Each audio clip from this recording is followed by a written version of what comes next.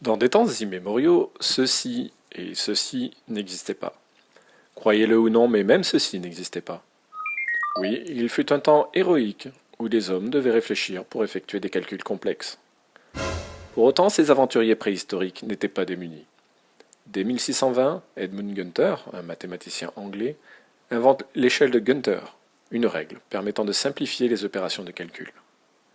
William Oughtred, un autre mathématicien anglais, eut l'idée en 1630 de transposer cette règle sous forme circulaire.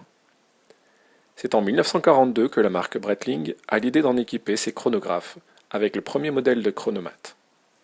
En 1952, Breitling lance la Navitimer, d'abord sur le marché américain pour l'AOPA, mais elle deviendra vite la montre des pilotes du monde entier.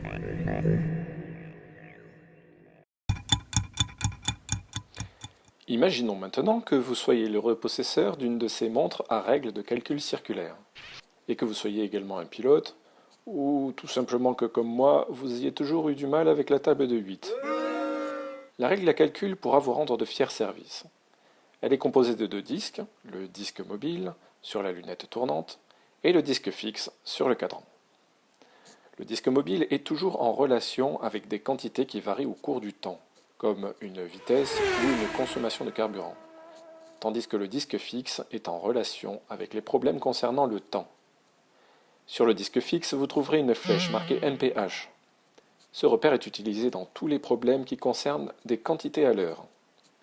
Dans la suite de cette vidéo, nous allons résoudre divers problèmes, des multiplications simples, des divisions, les vitesses horaires, la consommation de carburant, le temps d'élévation et la conversion en mille nautiques. Bref, que des problèmes de la vie courante.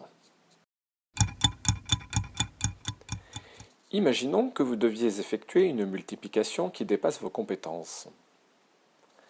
Dans ce cas, vous devez utiliser le repère d'unité, c'est-à-dire le chiffre 10 du disque fixe.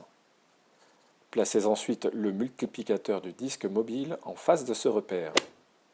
Le résultat se lit tout simplement sur le disque mobile en face du multiplicande. Notre résultat est donc de 56.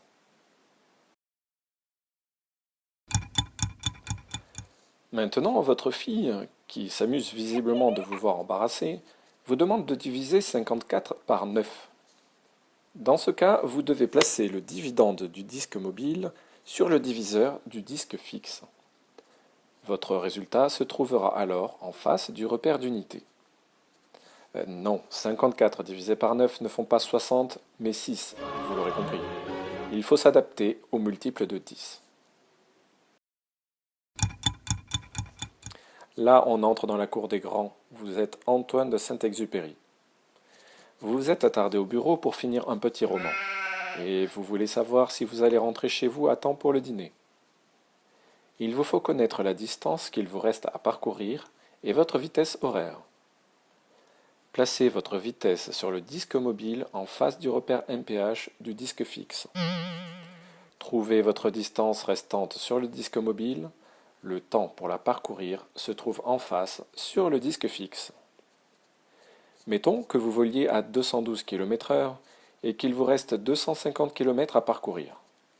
Placez 212 en face de MPH, cherchez 25 sur le disque mobile, le temps restant se trouve en face sur le disque fixe. Il vous faudra donc 71 minutes pour arriver à terre. Ajoutez à ça les embouteillages pour sortir de l'aérodrome pour savoir si votre repas sera encore chaud ou pas.